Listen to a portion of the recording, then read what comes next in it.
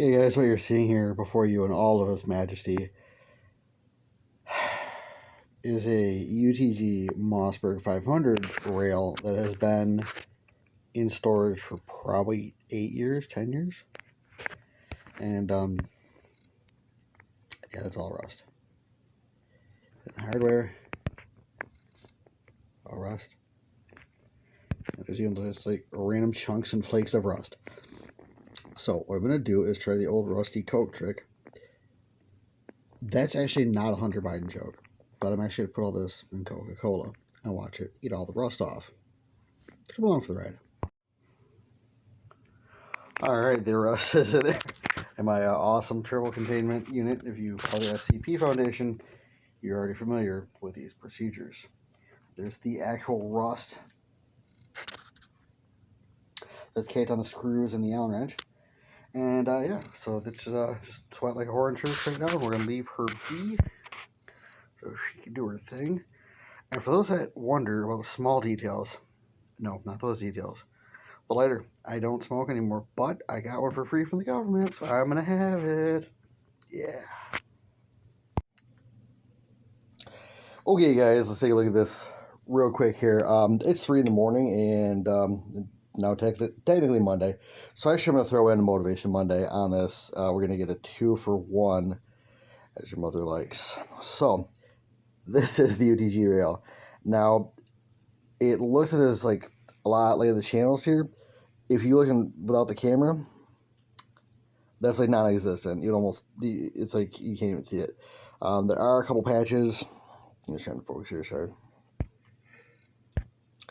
Right there of rust. And I didn't even know it had trades, and the Coke ate it down to the trades. UTG. Alright, cool. There. See what that said. Yeah, so I had no idea after 10 years that there's trades underneath all the rust. Actually, that's not too bad. So what I'm going to do is essentially bag this up with some more Coke. I know, right? Pretty relevant. And go ahead and let the Coke eat the rail, and we'll have rails of Coke. And the screws are a little bit, you see they're kind of rusty still in those threads. So what I'll do is screw the Coke tonight and let them hang out in it. So we're using our awesome hobby, very manly little container here. So while I'm doing this, I'll just do this real quick for you because I'm supposed to go back to bed at least like for an hour before I go to work. Here comes the Coke. Woo! Look at that. That's a 3 a.m. pour right there. All right, watch you guys. There we go. So look at that. I was prepared, had a towel and everything. You can tell I'm tired. Okay, so while we're doing this, and I'll make this real quick. I'll try not to like wander off into the other lane of traffic. But remember that part in John Wick, which if you haven't seen this, just that movie, just turn this off because nothing's going to be relevant after here. Where old Dallin tells his son Theon, he's like, "You're going to do nothing because you can't do nothing." It's like Conor McGregor, "You'll do nothing." That kind of thing. And basically it talks to how, scary John is. It's like, well, I'm giving my son up because that's the only way that I'm going to live.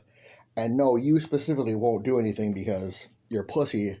You can't do anything. And if I'm scared of him, he has no problem killing you.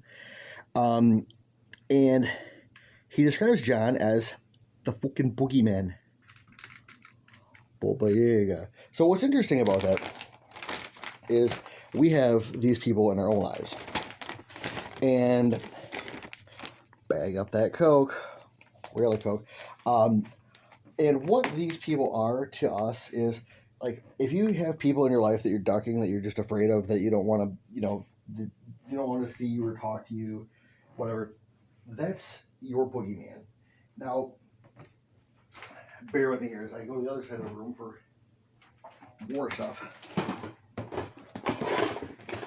This will be relevant later. So, like, if you are going to, like, let's say there's a fast food restaurant near your house and you're terrified you're going to run into somebody that you had a disagreement with or you fucked over or whatever, like, that person is your boogeyman and they're influencing how you live your life indirectly. When you have somebody that they live in your head rent free, to continue the phrase, that means they're not doing anything to you and they're continuing to make you alter the choices you make with your life because of your interactions with them and how they make you feel. So, for example, the dude was like, all right, dude, I'll give up my son.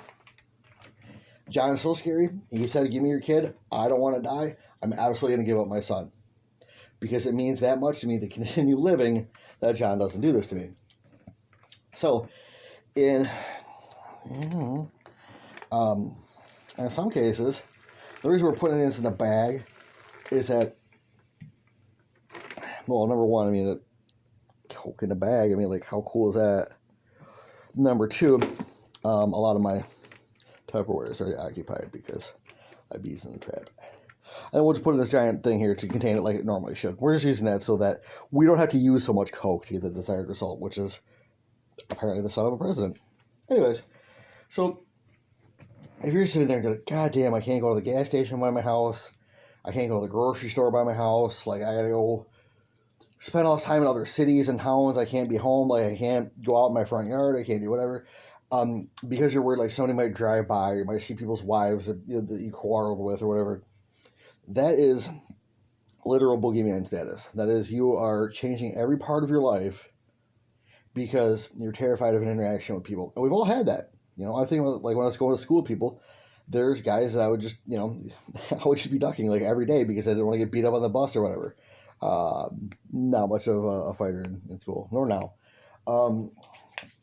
But it's one of those things where when you start living in fear and you're, like, walking down the grocery store aisle and you're like, oh, God, if he comes around the corner right now, what would happen? You have to wait out. Like, are you guys going to get into a fucking gunfight? Do you, like, you know what I mean? Like, are you guys going to, like Matrix out and, like fight? Like, how's that going to work? Are you grown-ass adults that are just going to be like, all right, bro, I saw you, you saw me, whatever, let's keep going. And then I think is what's the next step of, like, if you've identified your boogeyman, the next thing you need to do is say, okay, well, what am I going to do about it?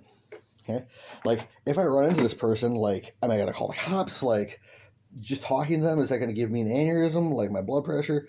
I say it jokingly as a person with high blood pressure.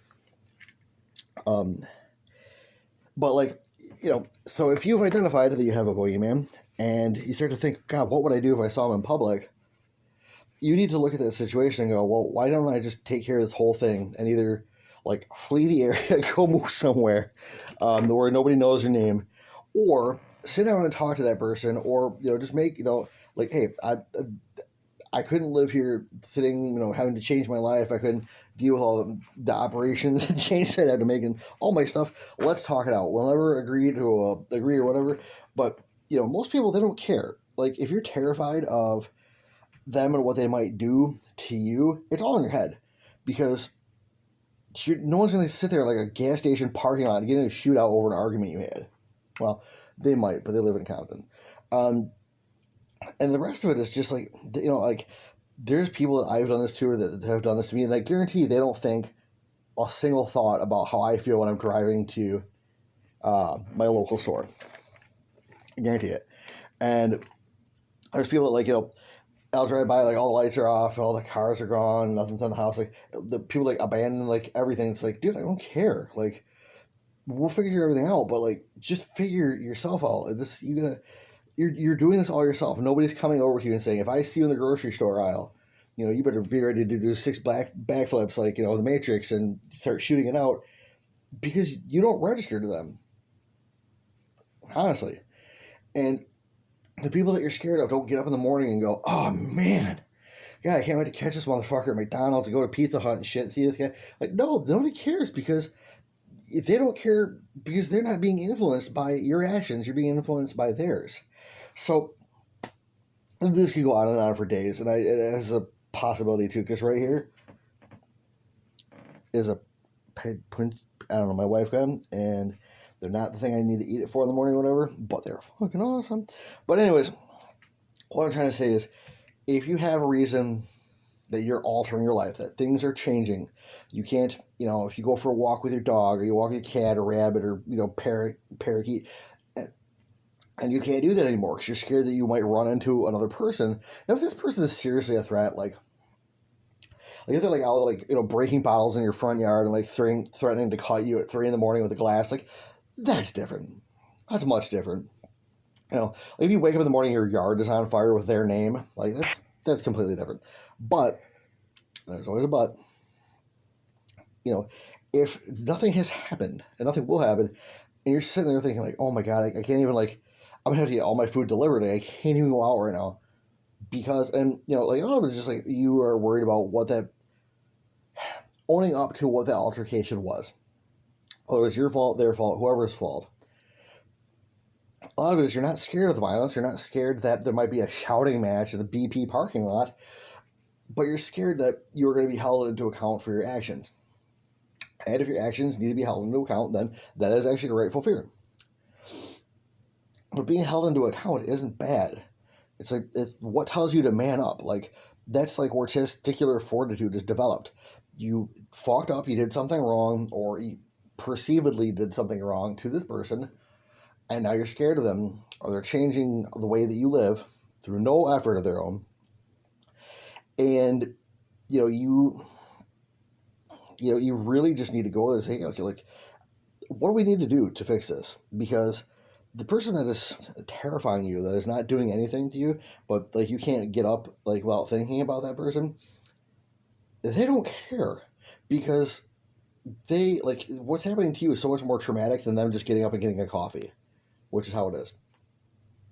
So anyways, guys, like, it's getting early, late, whatever time it is. So this video will be up probably today. I had to be with Motivation Mondays. And, basically what I might do is I might take a steel brush to these screws. We'll see. I gotta get home from work. So these will soak for like 12 hours. We'll take a look at it from there. But this was everything that you see here, not included.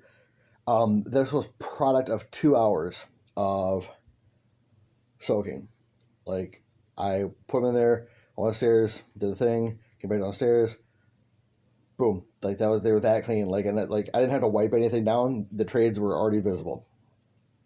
So good on you, UTG, for making cool stuff with that bag like 10 years ago. All right, guys.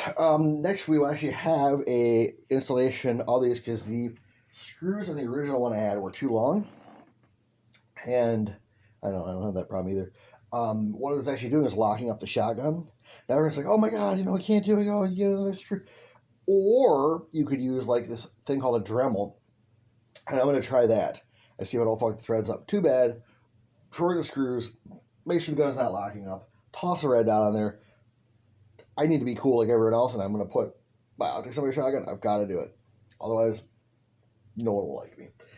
All right, guys, this is going on for way too long. You guys have a great rest of your day. I'm going to finish this awesome thing off. And, yeah, that's all I got for you. Bye.